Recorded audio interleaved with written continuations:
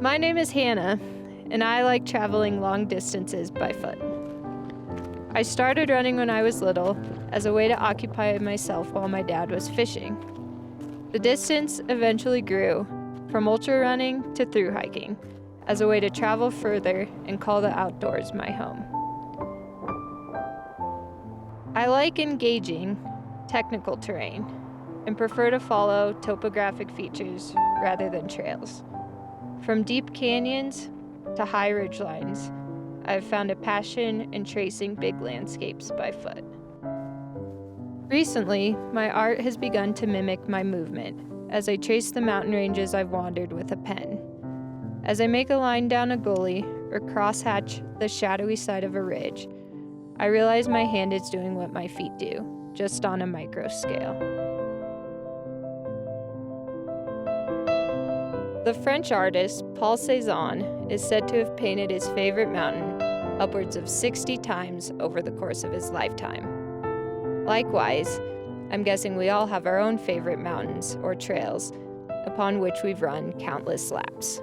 Through a similar pattern of repetition and observation, we develop an intimacy with the landscape. Whether it's the several scouting trips to the Grand Canyon before I felt ready to hike the length of it, or finally completing the Sangre de Cristo Traverse on the 4th attempt, I've learned that repetition builds a relationship with a place and a sense of comfort each time I return. But sometimes, our lives can take a downward spiral, and we can't physically run through or away from what ails us.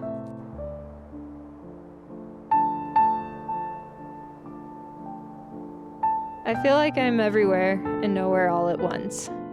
I've been digging deep lately, prying at the dark corners of my mind as I navigate the floodwaters of my worth.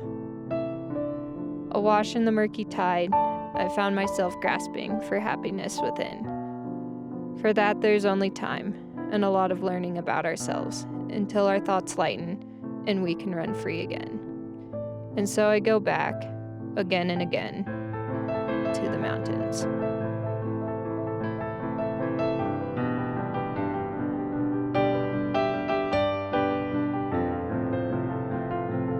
I think running and hiking and other forms of movement are the performative renditions of putting pen to paper.